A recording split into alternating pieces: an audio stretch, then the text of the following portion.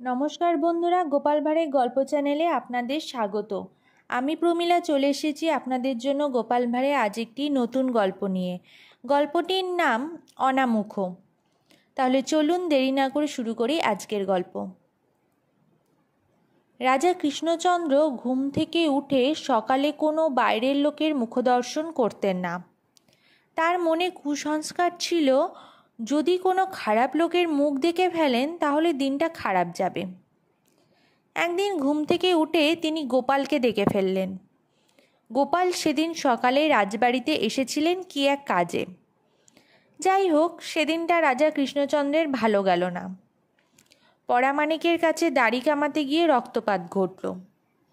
পরামানিকের অসাবধানতার জন্যই তা ঘটে গেছে। তিনি খুব রেগে গেলেন।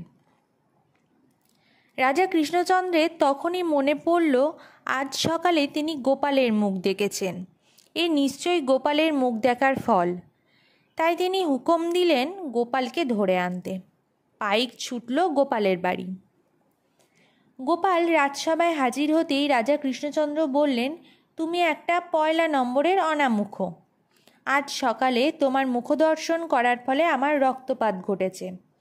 আমার প্রজারা যারাই সকালে তোমার মুখ দেখবে তাদেরও কোনো না কোনো গুরুতর বিপদ ঘটবে। তাই তোমাকে বাঁচিয়ে রাখা যাবে না। আমি তোমাকে শুলে চড়িয়ে প্রাণদণ্ড দিতে চাই।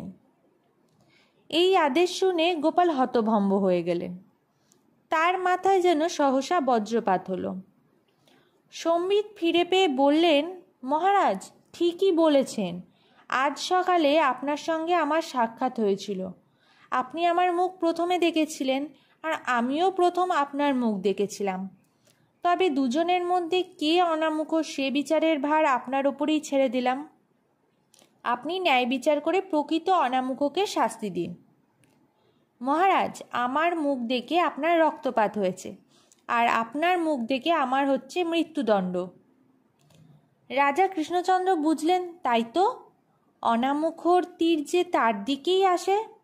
তিনি হেসে ফেললেন, আর তখনই মৃত্যুদণ্ডের বদলে গোপালকে পুরস্কৃত করলেন। তো বন্ধুরা, এই ছিল আজকে আমাদের গোপাল ভাঁড়ের একটি নতুন গল্প অনামুখ। গল্পটি যদি আপনাদের ভালো লেগে থাকে অবশ্যই লাইক শেয়ার কমেন্ট করবেন, এবং চ্যানেলে যদি নতুন হয়ে থাকেন চ্যানেলটিকে সাবস্ক্রাইব করে আমার পাশে থাকবেন। ফিরে আসবো খুব তাড়াতাড়ি নতুন একটি গল্পের সাথে। ধন্যবাদ।